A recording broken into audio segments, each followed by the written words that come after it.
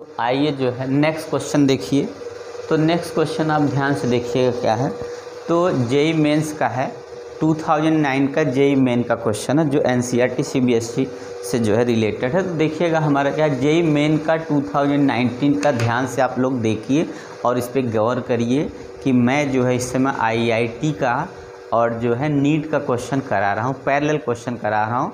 आपका जो है प्रीवियस ईयर के आपके सभी क्वेश्चन कराने की कोशिश करा, चाहे वो सीबीएसई बोर्ड पूछे गए हों या तो फिर नीट या आईआईटी में, तो मैं एक साथ लेके सबको चल रहा हूँ। तो देखिएगा सीबीएसई एनसीईआरटी जेई मेन 2009 का क्वेश्चन है, 19 में आया हुआ क्वेश्चन। ध्यान से देखिए क्या क्वेश्चन है। A plane electromagnetic wave of frequency 50 megahertz. क्या है, एक प्लेन इलेक्ट्रोमैग्नेटिक वेव है जिसकी फ्रीक्वेंसी कितना 50 मेगाहर्ट्ज है। Travel in free space along pass to X direction में क्या कर रही, मूव कर रही। जो इलेक्ट्रोमैग्नेटिक वेव है वो किस डायरेक्शन मूव कर रही, पास टू। अगर हम ऐसे हल्का ड्रा करेंगे तो इस डायरेक्शन में चल रही है ऐसे करके, ठीक है। और यहाँ पे जो ये हो गया एट एक्स डायरेक्शन, मान लीजिए वाई हो गया और ये जेड डायरेक्शन हो गया। और क्या है, free space in along the x direction at a particular point in space and time. E की जो वैल्यू दिया है ध्यान से देखिए जे है, तो जे का मतलब स्पेस में हमारा जो होगा तो ये ई की वैल्यू है 6.3, ये ई की जो वैल्यू होगी 6.3 हो गई और जे कैप हो गया। पूछा क्या है, the corresponding magnetic field at that point will be, तो उस कंडीशन में मैग्नेटिक फील्ड की क्या वैल्यू होगी विथ डायरेक्शन अगर आपको बताना है तो आप लिखेंगे बी इज इक्वल टू, और आप ये देख ही लिए कि एक्स डायरेक्शन में है और ये हमारा किस डायरेक्शन में है, तो ये हमारा आ गया वाई डायरेक्शन में। तो बी का जो डायरेक्शन होगा जेड होगा, पर वैल्यू क्या है तो E/C लिखेंगे और यहाँ लिख देंगे जे कैप। तो बी इज इक्वल टू हो जाएगा हमारा, ई की वैल्यू कितनी है 6.3 है और सी की वैल्यू होती है कितनी, तो हम लोग जानते 3 × 10 पावर कितना होता है 8 होता है। तो 3 से इसको अगर हम काटेंगे तो 2.1 आ जाएगा, 3 × 2 = 6, तो ये और 10 की पावर -8 हो जाएगा और के कैप टेस्ला होगा। ये हमारा बी की वैल्यू आ जाएगी। तो आप लोग ध्यान से देखिए इसमें से कौन सा ऑप्शन मैच कर रहा है, तो इसमें से आपका मैच कर जाएगा सी वाला ऑप्शन है 6 नहीं, सी वाला नहीं होगा, ये हमारा मैच कर रहा है बी वाला ऑप्शन। तो इसमें से हम किस ऑप्शन के साथ जाएंगे, तो बी वाले ऑप्शन के साथ चले जाएंगे, 8 के कैप और ये हो गया टेस्ला। तो ये देखिए आसानी से, कोई क्वेश्चन में कुछ है नहीं, बहुत छोटा सा क्वेश्चन है, टाइम भी नहीं लगना है, बस आपको पता होना चाहिए कि बी इज इक्वल E/C और जे कैप इसलिए क्योंकि एक्स डायरेक्शन में जे, ये जो वाई डायरेक्शन में, तो रिजल्टेंट इसका जो बी का होगा जेड डायरेक्शन में होगा। तो फार्मूला क्या है E/C है, ई की वैल्यू यहाँ से हम लोग रख लेंगे 6.3 रख के और स्पीड ऑफ लाइट की वैल्यू से डिवाइड कर देंगे, इसको ऊपर लेके चले जाएंगे 2.1, 10⁻⁸ आ गया। ये देखिए के कैप टेस्ला, टी ये टेस्ला, के कैप क्या है यूनिट है डायरेक्शन दिखाने के लिए। तो आप लोग ध्यान से देख लिए, कोई दिक्कत नहीं। देखिए सिंपल क्वेश्चन, बस आप इनको क्या करिए, आप देखिए और जो है अपना प्यार दे दीजिए, बस और कुछ नहीं, तो आप कर ले जाएंगे। तो आप देख लिए, कोई कुछ नहीं दिक्कत, ठीक है ना। तो चलिए हम लोग नेक्स्ट क्वेश्चन लेते हैं। देखिए क्वेश्चन एक से ज़्यादा हो नहीं पाते क्योंकि बोर्ड पे लिख के उसके बाद बता के तब इरेज करके, तो मैं सोचता हूँ कि जब तक होल्ड किए होंगे तब तक वीडियो लंबी करने से अच्छा उसको कट के फिर लिख के आराम से दूसरी वीडियो बना लूँगा, छोटी छोटी वीडियो, क्या दिक्कत, ठीक है ना। तो चलिए नेक्स्ट क्वेश्चन ले लेते हैं। देखिएगा मोस्ट इम्पॉर्टेंट क्वेश्चन है। देखिए हमारा जो क्वेश्चन है, देखिएगा ये जेई मेन में जो है 2019 का क्वेश्चन, क्या है जेई मेन में 2019 में क्वेश्चन आया हुआ है। तो आप क्वेश्चन को ध्यान से देखिए, कोशिश करिए पकड़ने का, क्या क्वेश्चन कैसे आता है। देखिए क्वेश्चन है, the magnetic field of an electromagnetic wave is given by. Magnetic field, कोई मैग्नेटिक फील्ड क्या है, मैग्नेटिक फील्ड आप इलेक्ट्रोमैग्नेटिक वेव का मैग्नेटिक फील्ड का फार्मूला दिया है या वैल्यू दिया है, B equal to 1.6 10⁻⁻6 cos 2 × 10⁻7 z plus 6 × 10⁻15 t, और वहाँ क्या है 2i cap plus J cap weber per metre square. ये मैग्नेटिक फील्ड का फार्मूला या वैल्यू हो गया। दी एसोसिएटेड इलेक्ट्रिक फील्ड भी, तो इलेक्ट्रिक फील्ड का क्या वैल्यू होगा इसमें से बताना है हम लोग को, ठीक है। इसमें से हम लोग को क्या करना है, इसकी वैल्यू बतानी है सबसे पहले। तो इलेक्ट्रिक फील्ड का क्या वैल्यू होगा, तो बी की वैल्यू दिया है हमारा, ठीक है। देखिए बी की वैल्यू दिया है तो हम लोग को सबसे पहले देखिए क्या करना है। तो बी नाट की वैल्यू हम समझ लीजिए, बी नाट की वैल्यू हमारे दिया कितना 1.6 इंटू 10 पावर कितना हो गया -6, ये ई नाट की वैल्यू है। ठीक है, ये वाली वैल्यू अगर हम लोग क्या करेंगे यहाँ पे कि यहाँ पे हमको निकालना है कितना, तो ई नाट निकालना, मान लिया हमको ई नाट अगर निकालना है तो हमें सी इंटू बी नाट कर देंगे तो हमारा ये वैल्यू आ जाएगा। तो ई नाट निकालने के लिए हमको क्या करना, 3 इंटू 10 पावर 8 का मल्टीप्लाई करना 1.6 10 पावर कितने से, तो -6 से कर देना है। तो ये ई नाट की वैल्यू तो हमारी आई गई 64.8 10 की पावर कितना हो गया 2 आ गया ये। ठीक है, ये तो वैल्यू आ गई। चलिए वैल्यू तो आपको समझ में आया, तो ये जो वैल्यू मान लिया इससे मैच किया। अब ध्यान से देखिए, इसमें जो ये यूनिट वेक्टर देख रहे हैं ये हमारा क्या है, तो E2i + j इसमें दिया हुआ है b की वैल्यू, और उसी से हम लोग जानते हैं अगर इसमें 2i + j है तो हम लोग का डायरेक्शन k की तरफ आना चाहिए। तो देखिए ये, तो हम लोग क्या करेंगे E, और अगर हम क्या करें b और E दोनों का अगर हम क्या करें यहाँ पे कि अगर हम ये ले लें कि इन दोनों का अगर डॉट प्रोडक्ट करें यहाँ से, तो ये वैल्यू कितनी आनी चाहिए हमारी 0 आनी चाहिए, क्योंकि भाई क्या है दोनों एक दूसरे के परपेंडिकुलर है। बी इलेक्ट्रिक फील्ड और मैग्नेटिक फील्ड दोनों एक दूसरे के परपेंडिकुलर होते हैं, तो इक्वल टू 0 आना चाहिए। उस कंडीशन से जो इसका यूनिट वेक्टर अगर हम लोग देखें यहाँ से, तो बी की वैल्यू तो हमारे पास पहले से पता है क्या है 2i कैप और प्लस कितना होगा यहाँ पे j कैप हो गया। ठीक है, तो यहाँ पे हमको नहीं पता, मान लीजिए यहाँ पे प्लस, इसका हमने मान लीजिए हमें b का दिया है, ये b का हमने ले लिया 2i cap plus j cap और डॉट कर दिया हमने, और यहाँ ai cap plus bj cap लेके हमने क्या है इसका हमारा यूनिट जो वेक्टर भी होगा तो वो भी कैसा आएगा 0 ही आएगा। ध्यान से देखिए 2i कैप प्लस j या dot ai cap plus bj equal to 0 होगा, क्योंकि क्या होगा यूनिट वेक्टर भी क्या होगा उसी डायरेक्शन में होगा। अगर हम इसको सॉल्व करें, देखिए 0 तभी आ सकता है जब इसका मल्टीप्लाई करेंगे, तो यहाँ मान लीजिए 2 हो गया और यहाँ पे हमारा 2a आ गया प्लस यहाँ b इक्वल टू 0 हो गया। तो हमें क्या पता करना है कि ये 0 कब कब आएगा। अगर a की वैल्यू हम लोग क्या ले लें -1 अगर रख दें और b की वैल्यू 2 ले लेंगे, तो हमारा एक वैल्यू कितना आ जाएगा i कैप और प्लस 2j कैप हो जाएगा तब इस हिसाब से। ठीक है, r क्या कर सकते हैं, a की वैल्यू हमारी आ जाए 2, नहीं a की वैल्यू कितनी हो जाए हमारी 1 प्लस में, और b की वैल्यू -2 हो जाए, तो क्या बनेगा तब हमारा बन जाएगा i कैप यहाँ पे हो जाएगा और यहाँ पे हो जाएगा कितना, यहाँ से देखिए इसी के हिसाब से लेंगे, तब यहाँ से हो जाएगा प्लस जो है हमारा 2j कैप हो जाएगा इतना। तो या तो ये होगा, तो देखिए ये वाला हमारा यहाँ पे क्या होगा i cap plus 2j cap, और i कैप प्लस 2 कितना हो जाएगा, अगर यहाँ पे इसमें रखेंगे इसमें वैल्यू में यहाँ पे, तो यहाँ 1 रखे तो 1 -2 कट के कितना हो गया फिर 0 आ गया, तो ये होगा चाहे ये होगा। ठीक है, अब हम लोग को देखिए इसका डायरेक्शन हम लोग जानते हैं, जब इसका डायरेक्शन i प्लस j है तो जो इलेक्ट्रोमैग्नेट का डायरेक्शन होगा यहाँ पे वो हमारा z डायरेक्शन में होगा। अब इन दोनों को हमें क्या करना है क्रॉस कर लेना। देखिए हम क्या करेंगे, अब इनकी वैल्यू को -i प्लस 2j, मतलब इसमें से कोई एक हो सकता है, क्रॉस करेंगे और यहाँ लिखाएंगे i प्लस 2j कैप, ये इसका हो गया क्रॉस। और क्रॉस अगर हम करेंगे तो i कैप का i कैप में करेंगे तो कितना हो जाएगा, तो ये वाला हमारा 0 होगा, पर माइनस इसका जब मल्टीप्लाई करेंगे माइनस यहाँ से कितना होगा i cap multiplies 2j cap, और उसके बाद हमारा देखिए ये i कैप 0 फिर प्लस ले लेंगे, अब j का यहाँ i में करेंगे तो 2j कैप और मल्टीप्लाई i। तो ये अगर हम इसको सॉल्व करते हैं, मान लीजिए दिख रहा है कि नहीं, एक बार चेक कर लीजिए नीचे, तो दिख रहा है ना। तो चलिए देखिएगा यहाँ पे अगर हम सॉल्व करेंगे तो यहाँ पे i क्रॉस j है, तो यहाँ पे आएगा -2k।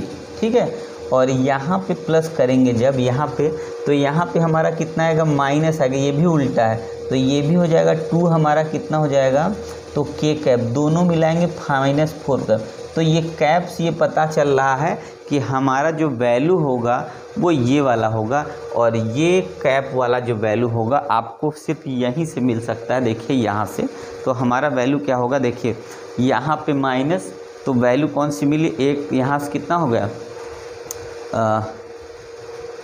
यहाँ से हमारा ये वाला वैल्यू कहाँ गया, एक तो हमने ये ले लिया और दूसरा हमारा देखिएगा यहाँ पे, एक मिनट गड़बड़ हो गया क्या, यहाँ पे हमारा कितना हो जाएगा, अगर ये -1 लेंगे तो -2 हो गया, यहाँ 2 माइनस, यहाँ माइनस होना चाहिए ना, तो यहाँ पे माइनस होगा, ध्यान से देख लीजिए। चलिए कोई बात नहीं, यहाँ माइनस होगा, तो इसका मतलब क्या हो गया हमारा, जब इसका इसमें मल्टीप्लाई किए हम तो हमारा कितना हो गया, तो इसका जब मल्टीप्लाई करेंगे तो प्लस होके कितना मिल गया हमें, तो के मिल गया। ये यहाँ से हमारा कितना मिल गया, ये प्लस हो गया, यहाँ से हमको मिल गया कितना, के खाली मिल गया।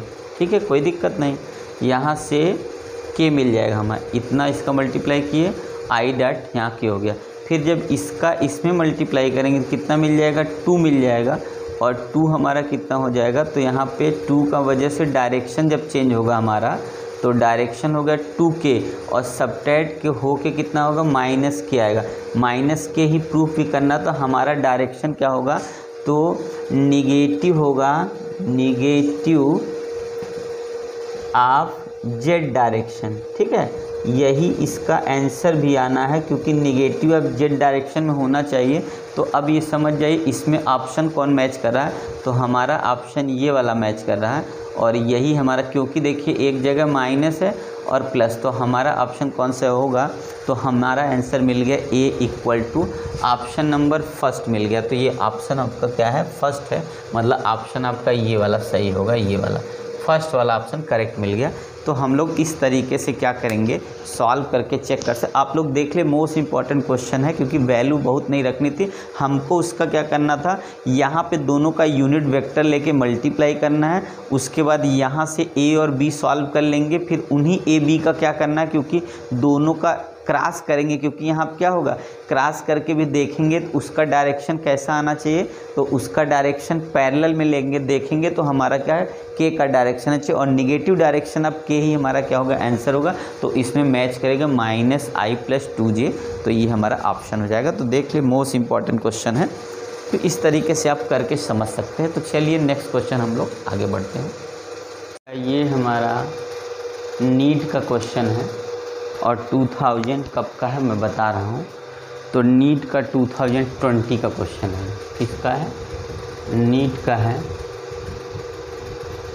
2000, नीट का 2020 का है। तो ध्यान से देखिएगा इसमें क्वेश्चन क्या है। देखिए क्वेश्चन है, ये LCR सर्किट दिख रहा है, इस L वाले में देखिए 40 वोल्ट है, C वाले में 10 वोल्ट है, और रजिस्टेंस में 40 वोल्ट जा रहा है। The amplitude of current in LCR circuit, amplitude of current दे रखा है, LCR सर्किट का एम्पलीट्यूड है ये।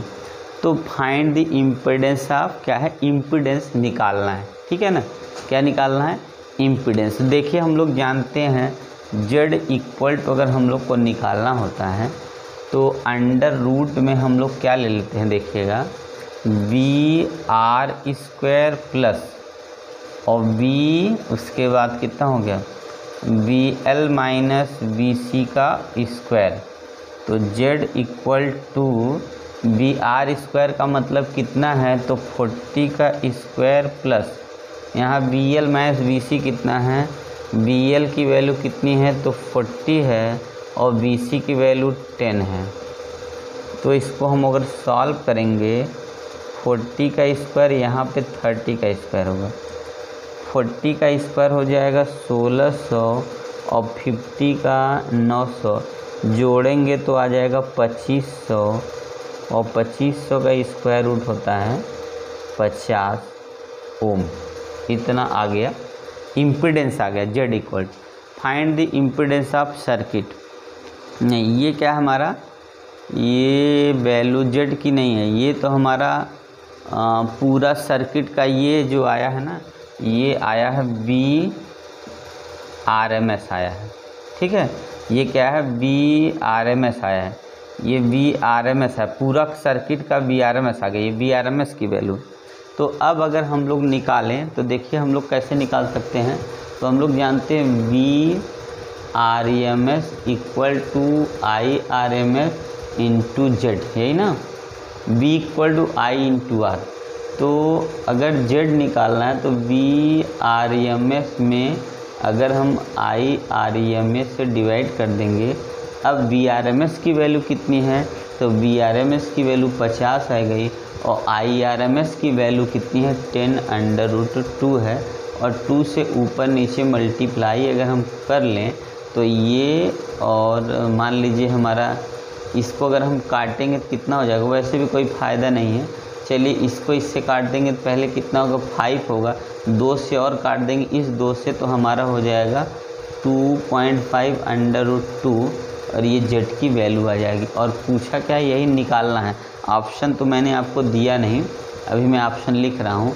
तो अगर जेड की वैल्यू मुझे क्या करनी हो, पूरी मल्टीप्लाई करके लानी हो तो 1.414 से और मल्टीप्लाई कर देंगे, तो मल्टीप्लाई करेंगे 25 का 100 हो जाएगा और 10 कैरी हो गया 25, और यहाँ से मल्टीप्लाई करेंगे 1 का 25 और 10 35 हो गया, 3 कैरी आ गया, फिर 25 का 100 हो गया, तो 100 में 3 हो गया, तो 103 में 3 लिख के 10 कैरी कर लिए, फिर यहाँ करेंगे 25 3 कितना होगा, 28 हो जाएगा। कुल अंक पे डेसिमल कितना हो गया, 4 पे, तो 2 1 4, मतलब ये आया हमारा 2.8350, ठीक है ना, ये हमारा आ गया। तो हम ऑप्शन चेक करके लिखते हैं तो कि ऑप्शन क्या है। तो ऑप्शन मैं आपको लिख के दिखाता हूँ अभी तब। तो देखिएगा ऑप्शन क्या है, ऑप्शन है हमारा 4 ऑप्शन है। एक में दिया है 5 ओम, 4√2 ओम, 5√2 ओम, 4 ओम, ये 4 ऑप्शन है। तो हम लोग का ऑप्शन देखिए मैच नहीं कर रहा, इसका मतलब हम लोग से कुछ हो गई मिस्टेक क्या है, मैं पकड़ के भी बता देता हूँ कहाँ से हो सकता है। तो मिस्टेक यही है कि ये जो वैल्यू है IRMS की, हमारे पास IRMS की वैल्यू पता नहीं है। तो IRMS की जो वैल्यू होती है वो I0/√2 होती है। तो IRMS की वैल्यू जब निकालेंगे तो 10√2 में 2 से जब डिवाइड कर देंगे तो ये कट के कितना आ गया, 10। इसका मतलब है इसकी वैल्यू हमको रखनी है कितनी, 10 रखनी है, यहाँ से ये 10 होगा। जब 10 हो जाएगा तो हम लोग 10 से क्या करेंगे, 50 को काटेंगे, सीधे आ जाएगा 5 ओम। तो ये हमारा ऑप्शन हो गया, क्योंकि ये क्या था, ये जो वैल्यू होती है हमारी IRMS की, और यहाँ क्या एम्पलीट्यूड ऑफ करंट खाली बोला, देख रहे हैं, तो एम्पलीट्यूड का मतलब I0 होता है। तो अब ऑप्शन कौन सा, फर्स्ट ऑप्शन ही हमारा आंसर होगा, इसलिए हमारा क्या हो गया, ए का जो ऑप्शन है वो क्या है, 5 ओम, यही वाला ऑप्शन करेक्ट है, 5 ओम, ठीक है। तो सबसे पहले हम लोग को क्या करना है, यहाँ से VRMS निकाल लेना है। जब VRMS निकाल लेंगे, यहाँ से ये फार्मूला होता है, पर IRMS की वैल्यू नहीं पता, तो IRMS यहाँ से निकाल लेंगे ऐसे, और जब आ जाएगा 10, यही वैल्यू लाख डिवाइड कर देंगे 50 में, तो आंसर आ जाएगा, ठीक है। तो चलिए आप लोग देख लीजिए ध्यान से क्वेश्चन। तो नेक्स्ट क्वेश्चन तब करते हैं।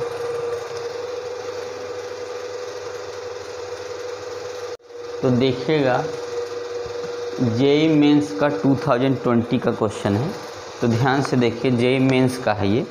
जेईई मेंस का क्वेश्चन क्या है, an AC circuit has R equal to 100 ohm, C equal to 2 microfarad and yet L equal to 80 micro henry. क्या दिया है, एन AC सर्किट है, R की वैल्यू जो हमारी कितनी है, 100 ओम है, C की वैल्यू जो है 2 माइक्रोफैरड है, और L की वैल्यू कितनी है, तो 80 मिली हेनरी है। कनेक्टेड कैसे किया, सीरीज में, क्वालिटी फैक्टर सबका बताना, क्वालिटी फैक्टर बताना है। तो सबसे पहले देखिएगा हम लोग सॉल्व करेंगे, तो सबसे पहला काम होता है गिवन का, पर कब, जब पेपर में करेंगे तब, अगर आपको कंपटीशन में करना है तब नहीं करना। तो आप क्या जैसे करिए, तो R की वैल्यू है 100 ओम, C की वैल्यू 2 है, इंटू 10⁻6 से मल्टीप्लाई करेंगे, फैरड में बदल जाएगा। L की वैल्यू है 80 मिली हेनरी है, इसको बदलेंगे तो ये हो जाएगा 80 इंटू 10⁻³ हेनरी, ये इतना हो गया। और सीरीज में है। तो क्वालिटी फैक्टर का जो फार्मूला होता है वो होता है Q0 अपन L अपन R, ये फार्मूला तो क्वालिटी फैक्टर, ठीक है। और अगर Q0 का वैल्यू की बात करें तो ये अंडर में LC होता है इसकी वैल्यू, ठीक है। अब अगर हम लोग यहाँ से देखें तो इसको हम लोग आगे ले जाएंगे तो L अपन R को अलग करेंगे तो ये अंडर में कितना हो सकता है, LC हो सकता है। ओमेगा नॉट की वैल्यू 1 अपन LC हो जाएगा। अगर सॉल्व करके इसी को देखें या यहीं पे तो हमारा क्या होगा, ये 1 अपन R को बाहर कर दे और ये अंडर में L दे, L स्क्वायर अपन कितना हो गया, LC हो जाएगा, एक कट जाएगा। तो फार्मूला 1 अपन R अंडर में अगर बचने तो ये L अपन C, यही फार्मूला बन सकता है क्वेश्चन लगाने के लिए क्वालिटी फैक्टर। अब देखिए हम लोग चलते रखते हैं वैल्यू, यही रखते हैं, दिख रहा था यहाँ रखते हैं, देखिएगा। तो हम लोग क्या करेंगे, यहाँ रखेंगे, देखिए ध्यान से। तो हमारा जो quality factor Q is equal to है, फार्मूला हो गया 1 अपन R की वैल्यू 100 यहाँ रखेंगे और L की वैल्यू कितनी है देखिएगा, L की वैल्यू है 80 इंटू 10 पावर -3 है, अपन C की वैल्यू कितनी है 2 इंटू 10 की पावर -16, 6 हो गया। 1 अपन 100 और यहाँ अंडर को सॉल्व कर लीजिए तो ध्यान से आप देखेंगे ये 3 ऊपर चलेगी तो 80 मल्टीप्लाई ये हमारा हो गया 10 पावर 6 ऊपर और 2 इंटू 10 पावर ये वाला 3 नीचे हो गया। देखिए एक यहाँ से और यहाँ पे जुड़ गया तो 7 हो जाएगा, एक जीरो इसमें और जुड़ 7 हो गया। इसको इससे काटेंगे तो कितना बच गया, तब 4 बच गया हमारा। और यहाँ 8 है, इसको काटेंगे तो ये कितना होगा, 4 हो गया। तो 1 अपन 100 और अंडर रूट से कितना हो गया, 4 का स्क्वायर रूट 2 और यहाँ पे ये हो जाएगा 4 का कितना होगा, 2 हो गया। मतलब 2 से 2 कट जाएगा अगर तो हमारा आंसर कितना होगा, 2 आ जाएगा। यही क्वालिटी फैक्टर है जो ऑप्शन सी का है 2, ठीक है। तो हमारा आंसर सी वाला करेक्ट मान लिया जाएगा। तो ये क्या होगा, इसका मतलब हमारी जो वैल्यू होगी सी की कितनी होगी, तो ऐसे गोला करेंगे तो हर जगह गोला गोला अच्छा नहीं लगेगा। तो सी का वैल्यू कितना होगा, 2 होगा। तो इस तरीके से क्वालिटी फैक्टर का फार्मूला जो 2020 में आया हुआ है, तो ये Q is equal omega L upon R, omega L upon R, omega naught की जो वैल्यू होती है क्या, फ्रीक्वेंसी है ये, तो फ्रीक्वेंसी का फार्मूला 1 अपन अंडर में LC होगा। फिर उसको इस तरीके से काट के सेट करेंगे तो आप देख रहे हैं यहाँ सॉल्व किया, वैल्यू रख के तो आया कितना, 2 आ गया। तो इस तरीके से आप भी करके समझ सकते हैं कैसे हम लोग को सॉल्व करना। ओके, तो आप लोग देख लीजिए इस तरीके से हम सॉल्व करेंगे और ऐसे आप लोग भी सॉल्व करिएगा तो आप लोग को आ जाएगा। बस आप लोग फार्मूला एक बार अच्छे से पढ़ लीजिएगा, है ना, तो कोई दिक्कत आपको नहीं होगी, ठीक है ना। कुछ कट तो नहीं रहा, ये क्वालिटी फैक्टर 2 लिखा था, Q इज इक्वल टू करके है, देख लीजिए। तो ये हल्का सा कट रहा था, Q equal to 1 upon, formula उधर है 1 अपन R, अंडर में L/C है, वहीं से ला के इस तरफ रख के सॉल्व कर लीजिएगा। तो आइए हम लोग का देखिए क्वेश्चन है 2020 जेई मेंस में, ठीक है। जेई मेंस में क्या है, 2020 का ये क्वेश्चन आया हुआ, तो हम लोग 1 बाय 1 करके पढ़ेंगे। देखिए जेई मेंस में 2020 में अभी second question, if speed V, area A, force F are choose as fundamental unit मान लिया, किसको, स्पीड को, एरिया को, फोर्स को। तो the dimensions of Young modulus YV, तो डायमेंशन यंग मॉडुलस का क्या होगा, तो हम लोग क्या पहले Young modulus equal to direct मान लेते हैं, क्या होगा, V power A power B और ये पावर C, यही इतना डायरेक्ट मान लीजिए, ठीक है। First equation. अब सबका डायमेंशन रखिए, यंग मॉडुलस का होता है फोर्स अपन एरिया, फोर्स का mL/-2 हो जाएगा, ठीक है। देखिए यंग मॉडुलस का होता है mL/-1 T/-2, क्योंकि यंग मॉडुलस जो होता है, यंग मॉडुलस इक्वल टू होता है फोर्स, मतलब ऐसे कह सकते हैं स्ट्रेस अपन स्ट्रेन होता है। स्ट्रेन का यूनिट नहीं होता है, सिर्फ स्ट्रेस की यूनिट होती है। तो स्ट्रेस इक्वल टू क्या होता है, फोर्स अपॉन एरिया। तो इसका हो जाएगा mL(T⁻²) अपान यहाँ L²। तो सॉल्व करेंगे तो mL(1) ये हो गया इसका। ठीक है, तो देखिए यहाँ पे हमारा क्या होगा, अब हम डायरेक्ट लिख देते हैं, वहाँ दिखा दिए। तो mL(T⁻²) ये यंग मॉडुलस का हो गया। आगे बढ़िए, वेलोसिटी का हम लोग जानते हैं L(T⁻1) होता है, उसकी पावर a हो गई। एरिया का L² होता है, पता ही है, तो b हो गया। और फोर्स का mL(T⁻2) की पावर c होता है, ये भी हम लोग पता है। तो देखिए हमने क्या किया, यंग मॉडुलस का पहले फॉर्मूला बना लिया ऐसे, फिर उसके बाद यंग मॉडुलस का डायमेंशन रखेंगे। वेलोसिटी का L(T⁻1) होता है, पावर a, एरिया है यहाँ पे, एरिया है तो इसका L² पावर b, और फोर्स है mL(T⁻1) पावर c होगा।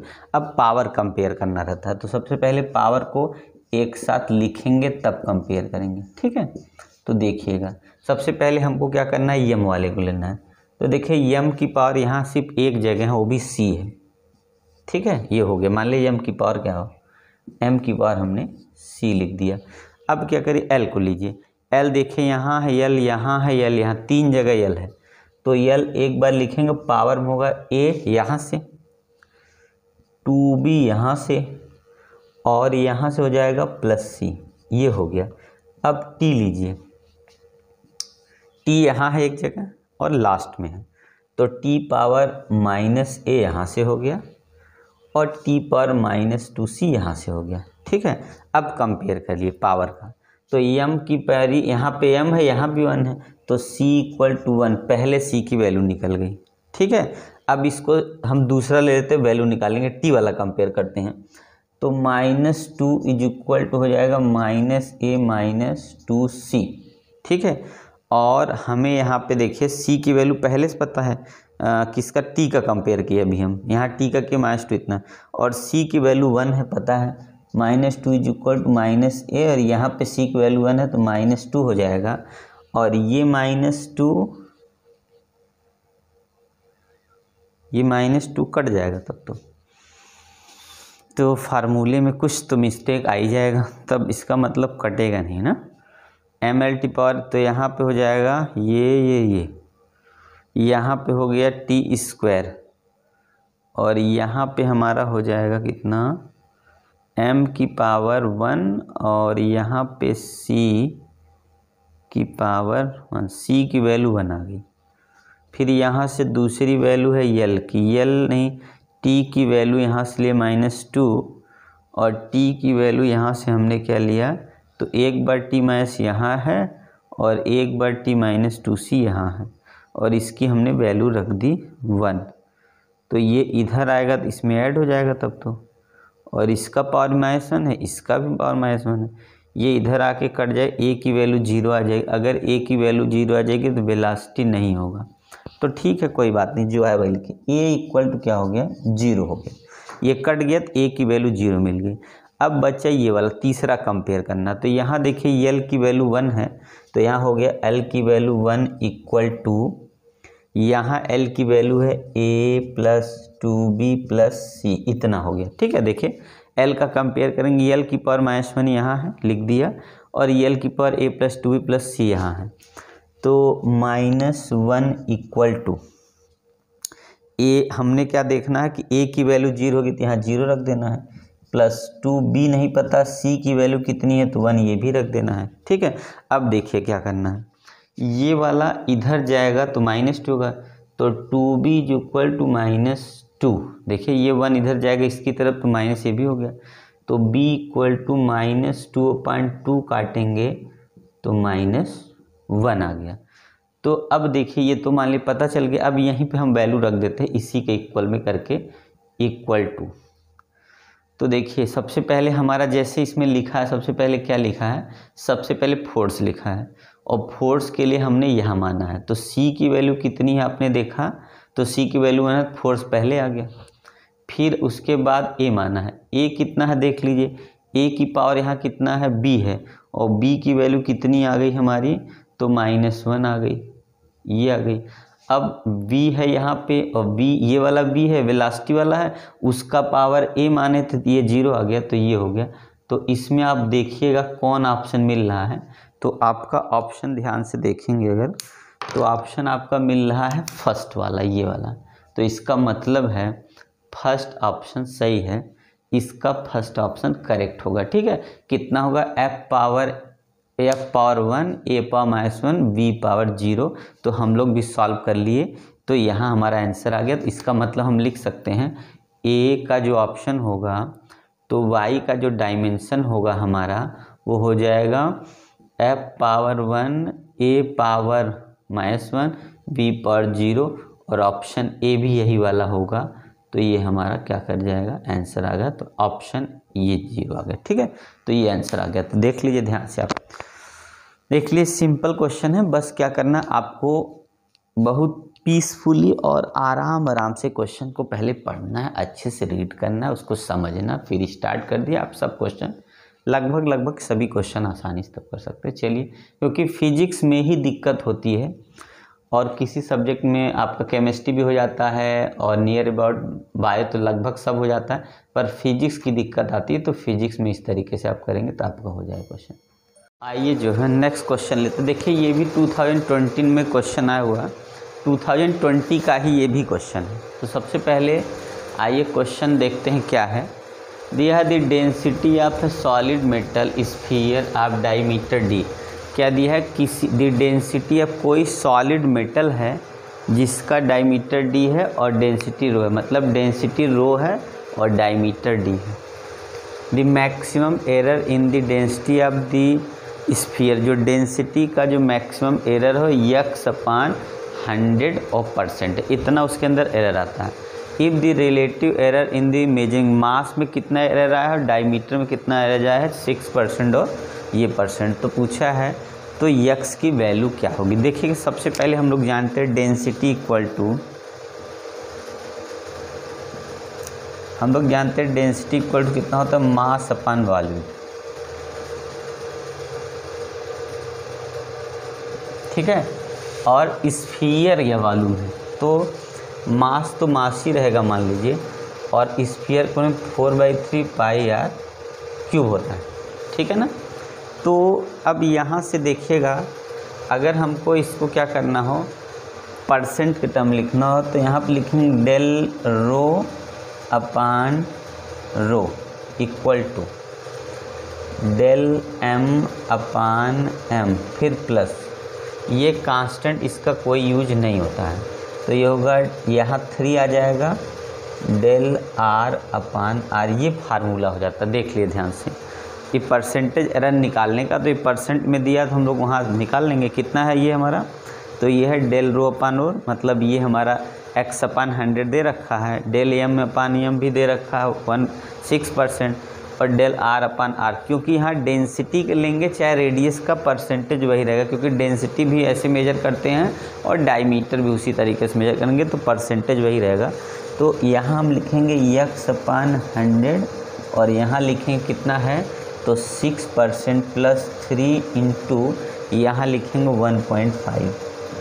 तो यहाँ हो गया हमारा x/100, और यहाँ हो गया कितना, और ये प्लस कितना होगा 15 या 45, 4.5, इसको ऐड करेंगे कितना होगा 11.5 ही हो गया। ठीक है, कितना हो गया, नहीं 10.5 हो गया, 10.5। और x से जब इसको मल्टीप्लाई, अब देखिए इसे यहाँ x निकालना है, तो x इक्वल टू हो जाएगा हमारा कितना 10.5 × 100। तो x की जो वैल्यू आएगी वो आएगी 105 और 00, और 1 अंक पर डेसिमल लगा देंगे। तो ये अब ऑप्शन चेक करिए कौन सा ऑप्शन है। तो हमारा ऑप्शन कोई मिल रहा है, तो फर्स्ट ऑप्शन देखिए, तो हम लोग इसमें फर्स्ट ऑप्शन के साथ जाएंगे। तो आंसर हमारा फर्स्ट वाला हो जाएगा कितना है 1050। तो देखिए ये ऑप्शन हो गया। तो आप लोग ध्यान से देख ले, करना क्या, सबसे पहले डेंसिटी पर मास अपन वॉल्यूम। यहाँ कन्फ्यूजन यहाँ पे होगा जब हमें डायमीटर लेना होगा तब, यहाँ रेडियस में बदलेंगे। ठीक है, तो हमारा कोई फ़र्क, अगर यहाँ रेडियस में बदलेंगे भी तो कोई फ़र्क नहीं पड़ेगा, क्योंकि आर का एरर वही रहता है, ठीक है। 0.2 करेंगे तो कांस्टेंट हमें यहाँ पे जो कांस्टेंट लिया ही नहीं, इसका मतलब है यहाँ पर भी क्या होगा, वैल्यू परसेंट में वही आएगी, इसलिए यहाँ पे रख के सॉल्व कर लेंगे। तो 1000 कितना आ गया, 50 आ गया। तो आप लोग चलिए देख लीजिए क्वेश्चन हमारा, तो हम आगे बढ़ते आइए, ठीक है। नेक्स्ट क्वेश्चन लेते हैं, तो आप लोग इसको देख लीजिए अच्छे से और स्क्रीनशॉट ले लिया करिए, है ना। तो चलिए नेक्स्ट क्वेश्चन लेते हैं। तो आइए जो है, तो देखिएगा अब जो है ये जो क्वेश्चन है देखिएगा, तो आपका जेई मेंस का है। तो जेई मेंस 2020 का क्वेश्चन है। तो हम लोग चलिए करते हैं जेई मेंस के, और कौन का चैप्टर है, तो unit and measurement, unit measurement and dimension, यही चैप्टर है जिसमें से हम लोग क्या करते हैं, फर्स्ट क्वेश्चन आप लोग देख क्या है, dimensional formula for the thermal conductivity is, मतलब बता रहा है इसमें डायमेंशनल फार्मूला कौन सा है, किसका, थर्मल कंडक्टिविटी का डायमेंशनल फार्मूला इसमें से कौन है, कौन सा है। तो dimensional formula of thermal conductivity का कौन सा है। तो हम लोग देखिए, चलिए सॉल्यूशन लेते हैं। हम लोग क्या करते हैं, डायमेंशनल फार्मूला ऑफ कंडक्टिविटी। तो सबसे पहले हम लोग जानते हैं हीट जो है सप्लाई की जाती है डायरेक्टली प्रोपोर्शनल टू किसके, तो एरिया, जो कांटेक्ट में एरिया होती है, और टेम्परेचर ग्रेडियंट होता है dt अपॉन dx। क्या, जो हीट सप्लाई करते हैं हम लोग, जो अमाउंट ऑफ हीट सप्लाई करेंगे वो डायरेक्टली प्रोपोर्शनल टू होता है ए और एरिया ऑफ द शीट जो भी है, और dt अपॉन dx का मतलब है टेम्परेचर ग्रेडियंट। तो dq अपॉन dt जो होगा एक कांस्टेंट आ जाता है जिसको हम लोग बोलते हैं, क्या बोलते हैं, thermal conductivity, coefficients of therm, इसी की वैल्यू निकालनी।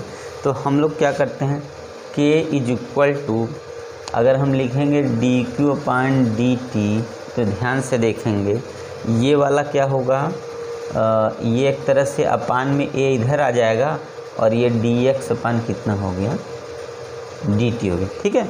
देखिए डी की ये k इक्वल लिखेंगे तो ये अपान में आ गया a, और ये ऊपर चला गया तो ये हमारा क्या होगा। तो आप लोग ध्यान से देख लीजिए, तो इस तरीके से हम k इक्वल क्या लिखेंगे, d q upon d t, और यहाँ से 1 upon a d x upon d t, ये हमारा क्या हो जाएगा, तो फार्मूला हो जाएगा, ठीक है। देख रहे हैं आप ध्यान से। तो चलिए हम लोग आगे बढ़ते हैं। देखिए इसका हमें सबसे पहले आप देखिएगा ध्यान से, तो हीट का जो यूनिट होता है, अच्छा अंधेरा थोड़ा सा, इसको लाइटिंग बढ़ा दें तो देखिएगा, तो लाइटिंग बढ़ा, तो लाइट बढ़ गई है। तो चलिए हम लोग आगे करते हैं। देखिएगा ये डिफिनीशन है, जब हम टेम्परेचर क्या करेंगे, जब हम क्या हीट सप्लाई करेंगे, तो क्रॉस सेक्शनल एरिया, जो भी एरिया होगा, जिस टाइप का जो है हमारा क्या होगा बॉडी होगा, उसकी एरिया और टेम्परेचर ग्रेडियंट के डायरेक्टली प्रोपोर्शनल होता है। प्रोपोर्शनलिटी हटाते तो एक कांस्टेंट जिसको थर्मल कंडक्टिविटी बोलते हैं, इसका हमें फार्मूला निकालने के लिए क्या करना होगा, ये इसको इधर कर देंगे डिवाइड। अब इसका यूनिट देखिए, Q हमारा होता है जूल में, हीट हमेशा जूल में होता है, तो जूल का यूनिट जब लिखेंगे तो mL² T⁻², ये जूल की यूनिट हो गई। और नीचे टाइम है ये, तो टाइम का कैपिटल T हो जाएगा, अपान ये एरिया है तो हमारा कितना होगा, 1 मिनट, L² हो जाएगा। उसके बाद यहाँ dx है, ये कैपिटल T है हमारा, ये क्या है, टेम्परेचर है, तो dx का कितना होता है, L होगा, और टेम्परेचर का K होगा, ठीक है। यही हमारा K का डायमेंशन हो जाएगा। तो इसको सॉल्व करते देखिए क्या मिलता है, L से L हमारा देखिए कैंसिल हो गया, तो बचा कितना है M, और ये L अब आ गया उसकी जगह, और T देखिए यहाँ पे है, T यहाँ पे है, T⁻³ हो जाएगा, और K हो जाएगा। यही हमारा क्या होगा, थर्मल कंडक्टिविटी का डायमेंशन है।